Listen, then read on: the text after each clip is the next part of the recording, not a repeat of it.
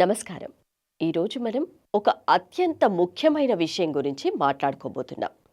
అదే మాతృభాషలో విద్య.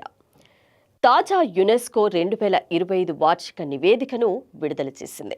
ఆ నివేదికలో భాష ముఖ్యం అనే పేరుతో ఒక అంశాన్ని పొందుపరిచింది. భారతీయ విద్యా వ్యవస్థలో మాతృభాష యొక్క ప్రాముఖ్యత గురించి ఈ నివేదికలో సంచలన విషయాలను వెల్లడించింది. అవేంటో ఇప్పుడు చూద్దాం. సహజంగా మనందరికీ ఒక సందేహం ఉంటుంది.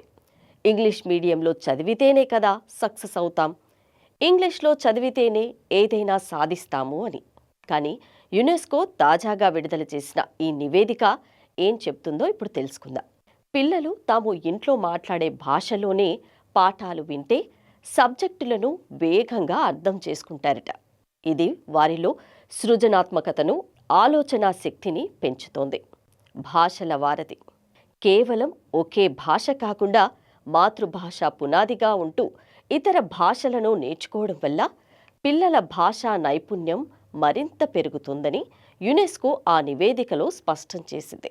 ఈ నివేదిక కోసం యునెస్కో టీం ఏపీ, తెలంగాణ రాష్ట్రాల్లో కూడా పర్యటించి అక్కడి విద్యా విధానాలను, స్కూళ్లను పరిశీలించి ఆయా రాష్ట్ర ప్రభుత్వాలకు కొన్ని కీలక సూచనలు చేసింది. మరి యునెస్కో ప్రభుత్వం కోసం ఇచ్చిన కొన్ని ముఖ్యమైన సూచనలు ఏంటో ఇప్పుడు తెలుసుకుందాం. మాతృభాష ఆధారిత బహుభాషా విద్యను ఎంటీబీ, ఎంఎల్ఈ ప్రోత్సహించడానికి ఒక నేషనల్ మిషన్ ఏర్పాటు చేయాలి. ప్రభుత్వ, ప్రైవేటు టీచర్లకు బహుభాషలో బోధించి నైపుణ్యం ఉండేలా శిక్షణ ఇవ్వాలి. కేవలం ఇంగ్లీష్లోనే కాకుండా అన్ని ప్రాంతీయ భాషల్లో high quality digital learning material అందుబాటులోకి తీసుకురావాలి అని యునెస్కో కీలక సూచనలు చేసింది.